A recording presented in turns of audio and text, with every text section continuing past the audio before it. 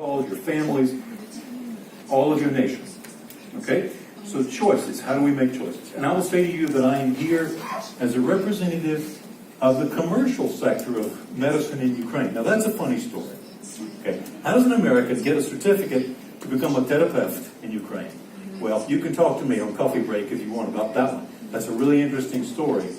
I came with certain credentials, and nostrifikatia was the first step. They said, which diploma do you want us to nostrify?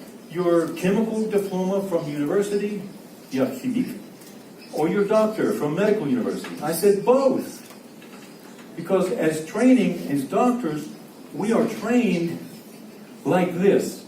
This is my pathway. You will see that at 14 years of age, I was finishing grammar school. At 18, I finished high school. I went to university, got a Bachelor of Science in Chemistry. Then I was 22 at that point. At 22, I entered medical university. We call it school, interestingly.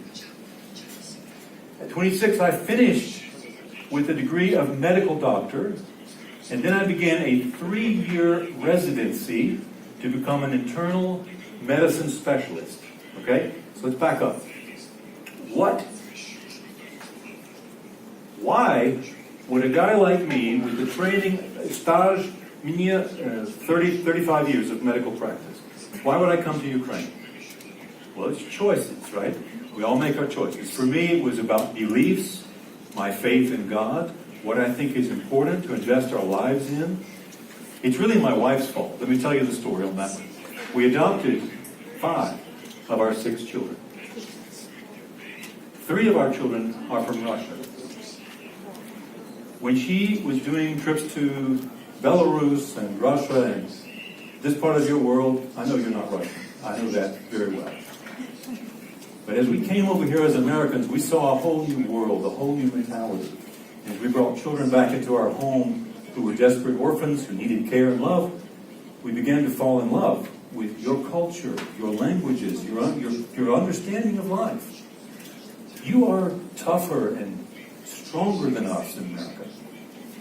Your training gives you competencies and strengths that are much harder and better in many ways than the Americans. Yeah, we have the оборудование, we have the equipment, training and equipment and money that lets us go higher in some areas of medicine. But you have a hard and firm character and root. So I want to tell you about why what you're doing is so important in the world today. Okay?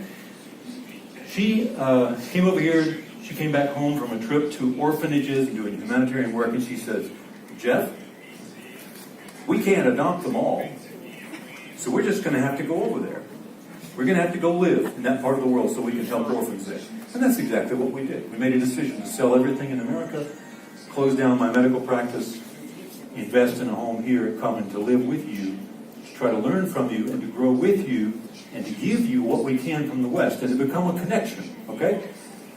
I believe in this last point very strongly that your местоположение, your location geographically in the world is very critical. You've noticed how much Russia likes it. You've noticed how much America and the European Union likes your position. Well, if I were you, I would hold your nation for yourself. I wouldn't give it to anyone else. And as the European Union and other countries have designs, Canada, whoever, has designs on your country, you must keep it for yourselves and for your children. The reform that you're creating must not be American. It must not be Canadian or Turkish or Chinese. It must be Ukrainian. Who will decide that? You will. Every one of you. So let's look at how we make these choices and how you will make the choice of whether you will engage with reform or not. Whether you'll let the government decide your reform or whether you will decide it for yourselves. Because that's what I want to tell you today. You are deciding the future of medicine in Ukraine by yourselves, every one of you. Okay. I'm an internal medicine specialist. That's a little bit about what we do. You can read that. I'm also a primary care doctor. That's a little more information about what I do. We call ourselves internists. Our translator translated it intern. I'm not an intern. That's the first year of postgraduate education. I'm an internist. It doesn't matter. I'm one of you. I'm primary care. My experience is a little deeper than perhaps your training. I worked in intensive care units. I created my own medical clinic. I had about 12 or 15 employees in America. I had about 2,000 patients. I made a lot of money. I had a lot of reputation in the community. But I was like a private entrepreneur. Basically, what you've got to understand is almost all the doctors in America are like your private entrepreneurs. We've taken responsibility on ourselves for the finances and the legal risks and the education and the public relations and advertising to be able to create our medical practices. That ownership creates a whole different mentality. I came with that to you and realized that here you would understand me more as a family doctor in many ways than internal medicine. Okay, I want to tell you a little bit about what family doctors do in America. I've got 4 slides. I don't know if this got translated properly. This is probably Google Translate just dropped in, so laugh with me at my translations if you don't like them. They, in America, family doctors, your version of you, deliver a range of acute and chronic and preventive medical services. Понятно? Okay, question? They manage chronic illness, rheumatoid arthritis, type 2, type 1 diabetes, chronic obstructive lung disease. They do all of that every day of every week. Okay? They coordinate, and this is probably the most important word for you today in this section, is they coordinate the care amongst all the specialists. They're like the chief player on the football team, the quarterback. Как перевести quarterback? Quarterback, okay. Another one of the words that you took from us, yeah. Okay, they also provide preventive care, routine checkups, health assessments, immunizations. Right? You have many family doctors giving children immunizations in their clinics every day. They also do blood and radiology test ordering and interpretation. They use otoscopes, ophthalmoscopes, measure blood pressures. Some do minor surgery. Some do skin biopsies. All of them know how to do pelvic examinations and mazloks. Okay? Pap smears. How many of you do mazloks? Raise your hands, please. Okay, молодец. We've got some real leaders here among us. How many of you know how to do a pelvic examination? Молодец. Okay, let's talk about those things if you'd like. How many of you know how to use an ophthalmoscope to look at a retina? Офтальмоскоп питають. В кого є офтальмоскоп і хто ним користується? Підніміть руки. Okay. All right. About almost half of you, every one of you should know what hypertension looks like in the back of the eye. You should be able to diagnose a retinoblastoma in a child. How many of you look at ears, tympanic membranes with an otoscope? Why do we need Lors? Good. Why do we need Lors bothered with routine, simple cases of children's ear infections? You can handle that. You must handle that in the new Ukraine. Okay? We talked about that. Okay, so this is my clinic. Okay, this is your clinic. We are a commercial piece trying to push forward great ideas, international standards of care, the same mentality that you have. Okay, we're on the commercial side. You're on the public side. We are one team. Okay, we're not concurrent. We're not competing with each other. Any way that our clinic can give resources to you, we'll talk about that a little bit. We love to do that. We would love to invite you to come visit us and look at what we're doing. This is an example of what our reception area looks like. This is the exam room that I work in. It's all on the website. You can look at this. This is the most important slide. Okay? What is this thing right here? Що це за штука така? What is this? Huh? Okay, here's your sphygmomanometer. This is the blood pressure instrument. This is an electronic thermometer. Okay, so you can get an electronic reading. It's funny, you read in Fahrenheit, you read in Celsius, you can change the programming, but this is a typical wall mount in every doctor's office in America, especially family doctors. Okay? So we're simply using this, trying to help our doctors learn how to get comfortable using this equipment, right? Vadim Vuz, please raise your hand. Okay, look back here. Vadim. Он Вадим Вуз. Okay, Vadim's speaking to you tomorrow, yes? You're a plenary speaker tomorrow. I was with Vadim teaching your colleagues how to think about otoscopes, ophthalmoscopes, these instruments, a few weeks ago. He is your leader, not me. He understands your language better than me. He will help you. He will help you organize how to do this stuff, okay? So contact with him. Молодец, Vadim. Now, let's do a little quick comparison. There is no right and wrong here. This is just a comparison, okay? I have the greatest respect for your country and your ancestry, your culture, your previous association with Mother Russia and the Slavic countries and the mentality. I understand all that. I have children from that world, okay? In general, you are a very doctor-centric system. When I came to Ukraine about 11, 12 years ago, I was told, Jeff, the medical system exists here for the doctors, not the patients. Понятно? It's наоборот in America. The whole idea of medicine is all about the patient, putting the patient in the very epicenter. So I would say that centricity is on the patient in the West, and it's here more about the doctors. Now, it's not always that way, but it's more about that here. We have an interesting approach to paying our doctors. We don't pay our doctors by insurance companies or contracts unless they're really good at what they do, unless they have proven competencies and skills, and they are honest, and they are real. If you bought your diploma, you cannot get paid in America because you will not do good care, and your patients will not like you, and your ratings will go down. We have a very public rating system, and one of the biggest pieces of advice that I can give you is, as you move your system forward, as you think about how doctors will be paid, don't pay just on patients who sign up for you and keep signing for you. They might like the color of your hair, or the color of your eyes, or the clothes you wear. Okay? Fix it so that the patients pay for quality, and they remove their connection with you if you're not quality. That's what you really want. You want to pay for quality. So we have a system that works with that about the educational system.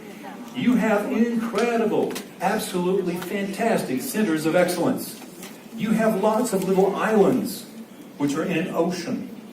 And there are wonderful, beautiful institutions on those islands. But there's one problem. The islands do not talk to each other very well. You have very little inter-system communication. Okay? For example, when I was in practice in America, I would call up my friend, the orthopedic surgeon, and say, hey, Bill, I've got Mrs. Jones here. She has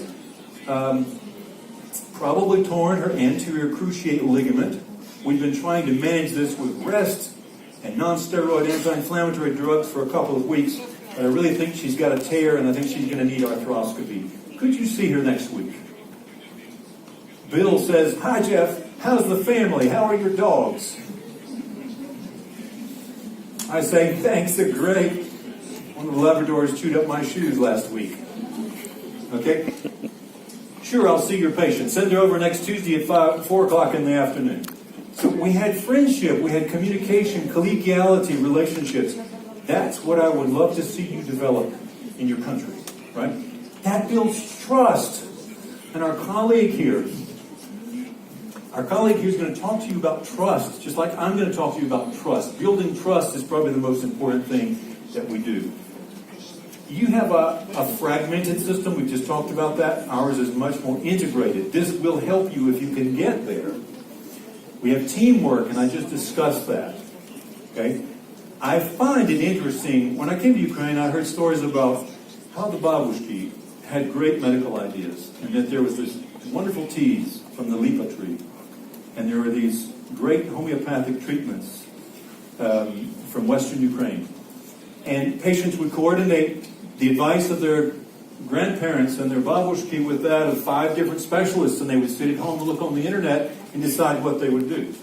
So patients are integrating their own decision-making and care by themselves in isolation.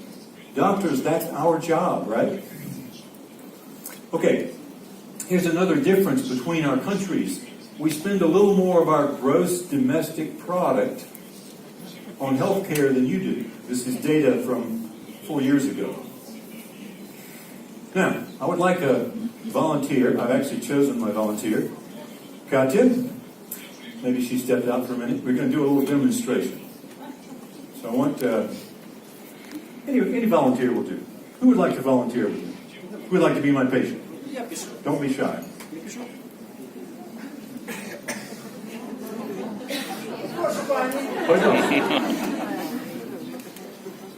Kala? You could be my second patient. 5 minutes? Okay, let's do this real quick.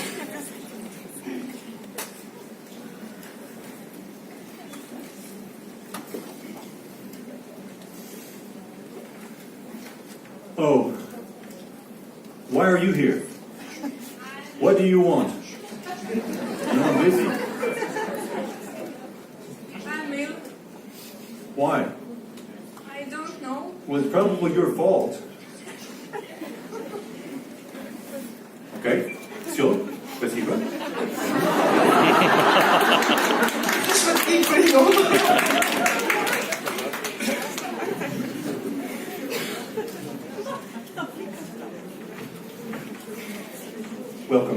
Welcome to the clinic today, Katya. You got my correspondence last week about our findings in your skin biopsy. Yeah, I'm still afraid. I know you're anxious about what I had to tell you, right? It looks like it's a melanoma. Melanoma. Really? It's a cancer? It's a type of skin cancer, yes. Most of us expose our skin to the sun and we get damage by the radiation to the cells, and I'm afraid this has happened. I know this is scary for you. Dangerous? Well, it can be dangerous, but there are ways that we decide how serious it is. And your Clark's level, we call it a Clark's level, is only stage 2. So that means we can take this thing out of the skin, we can probably cure it. You're going to have follow-up and maintenance, right? Do you understand what I'm saying? Well, anesthesia would be given for the local area of skin, and then we would cut it out, we would sew it back up. You'll be out. I'll die? No, I don't think you'll die from this. Okay, some people do die from melanoma, but I don't think that's going to be the case. The most important thing I want you to understand is I'm here for you. I'll walk through this with you, and any question you have, you can ask me. Okay? Понятно? Okay. Браво. Okay, so let's end this fairly quickly. Somebody could maybe help me find the clicker. It's typical male mentality, right? Thank you. There are 2 key words today: respect and dignity. I constructed this sentence very carefully. As doctors, we build trust and open communication with our patients. How? By showing them respect and treating them with dignity. As doctors, we build trust. We must show respect and treat with dignity. These are essential factors. Let me talk about, this is our U.S. Constitution. My namesake was Thomas Jefferson. Actually, that's my name. Here's what he wrote. We believe that we were created by a creator who gave us certain rights. Among those are life, liberty, and the pursuit of happiness. That's the Western beginning point just over 200 years ago. How old is your country? Thousands of years old, right? You have a root that goes much deeper than mine. But this is how we started. Okay? As we look at world views, those shape our beliefs. They create who we are as people. I am a believer in God. My whole life is driven by my faith in God. You don't have to agree with me, and that's okay. But I believe that we're created by a person who gave us, a being that gave us value. And because of that, I treat my patients with respect and give dignity. That comes from a worldview. What I want to ask you is, what is your worldview? How do you see life? It helps you become a better doctor as you understand where you're coming from, how you think about life, okay? If we're the result of evolution, you can see the other side. We're just competing with each other, and we're managing survival as doctors. Right? Enough of that. I want to say to you that skills alone are not enough. We can go to every seminar, you can pay lots of money, go to Europe, you can get lots of naviki. But unless your heart is there, unless your mentality and your desire is there to do reform for the right reason, you will not benefit from all those skills and techniques. You can see what I've written here. My desire is that we would be prepared to listen, to really try to understand, to educate our patients, to give them what they need to make decisions with us. In my workshop, Julia has asked me to talk about these soft skills. I call them emotional intelligence. This is off the internet. It's a huge thing in the West. It's not my idea. I just borrowed it. But here's some translations for you. You are mostly women in this room, right? I have noticed that most of Ukraine is healthcare by women. You ladies understand this so much better than we men. You can connect with this. So please, teach us. Help us learn with you how to be human and how to treat one another with respect. Okay? You are the front line of healthcare. You're absolutely on the front line. Please own that responsibility. Please take it upon yourself to learn English with me or with somebody else so that you can read international level literature and that you can become an international doctor for Ukraine, that you understand the standards out there, that you understand Duodecium up to date and other Medscape and many other resources that are out there for you. You are building a new Ukraine. Ukraine needs you to be strong and to lead. There's a difference between leaders and managers. What I've seen in the past is that healthcare has been managed here. Now it's time for leaders. Please step up to the plate. Thank you.